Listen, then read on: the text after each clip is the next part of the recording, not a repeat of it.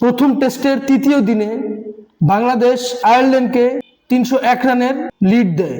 জবাবে দ্বিতীয় ইনিংসে আয়ারল্যান্ড ব্যাট করতে নেমে যদিও পল স্টার্লিং দুর্দান্ত ব্যাটিং করেন, তবে মাত্র ৮৬ রানে আয়ারল্যান্ডের ৫ উইকেট তুলে নেয় বাংলাদেশ এবং বাংলাদেশকে এই টেস্ট ইনিংস ব্যবধানে জিততে হলে ২১৫ রানের ভিতরে ৫ উইকেট নিতে হবে। অতএব বোঝা যাচ্ছে প্রথম টেস্টের তৃতীয় দিনে বাংলাদেশ কি পরিমাণ ডমিনেট করেছে আয়ারল্যান্ডের উপর।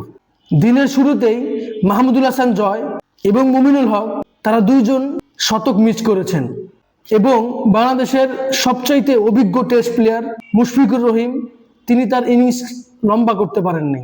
নাজমুল হোসেন শান্ত এবং লিটন দাস দুর্দান্ত ব্যাটিং করেছেন, যাদের ব্যাটিংয়ের উপর ভর করে বাংলাদেশ আয়ারল্যান্ডকে ৩০১ রানের মতো বিশাল লিড দিতে সক্ষম হয়। তবে বাংলাদেশের বোলার নাহিদ রানা, হাসান মাহমুদ, হাসান মুরাদ অসাধারণ বোলিং করেছেন। তাদের বোলিংয়ের কল্যাণে বাংলাদেশ এখন আয়ারল্যান্ডের সাথে ইনিংস ব্যবধানে জয়ের স্বপ্ন দেখছে।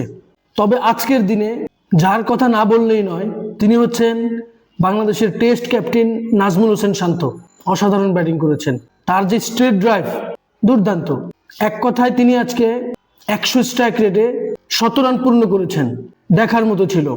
সব মিলিয়ে বাংলাদেশ আয়ারল্যান্ডের সাথে টেস্ট ক্রিকেটে যেই রকম খেলার দরকার ছিল বাংলাদেশ বেশ ভালোই খেলছে।